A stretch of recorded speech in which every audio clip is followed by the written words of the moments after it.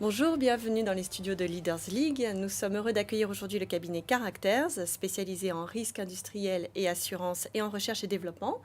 Avec nous pour parler de ces thématiques aujourd'hui, deux avocates, Alison Leroy et Clara Pires, responsable du pôle R&D et Life Sciences. Donc, Clara, je me tourne vers vous pour commencer et pour nous éclairer sur le rôle que l'avocat peut avoir dans la mise en place de projets innovants.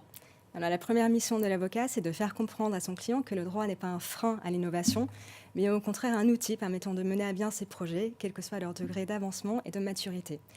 La seconde mission de l'avocat, la plus importante, c'est bien évidemment de sécuriser les relations entre notre client et ses partenaires en matière de propriété intellectuelle, en faisant attention à prendre en compte les spécificités, les impératifs de chacune des parties, entre retarder le dépôt de brevet, publier ou au contraire déposer à tout prix, notamment quand on a affaire à des PME innovantes.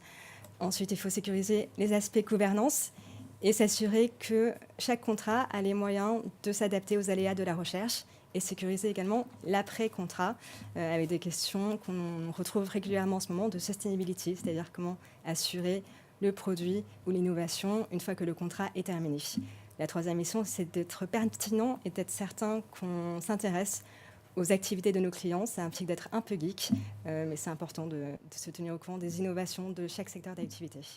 Très bien, merci beaucoup Clara. Alison, je me tourne vers vous maintenant. Quelles sont les solutions proposées par votre cabinet précisément sur ces sujets en matière de contract management? Alors on a développé plusieurs solutions et en fait on les a adaptées en fonction de nos interlocuteurs habituels. Là, dans le cadre de la pharma, c'est plus des interlocuteurs des chercheurs ou des développeurs. Du coup, nous avons créé des solutions qui s'inspirent en fait directement de leur méthode de travail. Et cette solution se traduit en fait surtout par la collecte de leurs besoins sous la forme d'un QCM interactif et par la mise en forme de ces besoins dans le cadre d'une matrice de spécification. Cette matrice est transmise au partenaire qui doit répondre par oui ou par non. Et ce n'est que lorsqu'on a un accord sur ces points techniques que nous rédigeons le contrat. Merci Alison pour ces précisions. Merci à toutes les deux pour ces éclairages.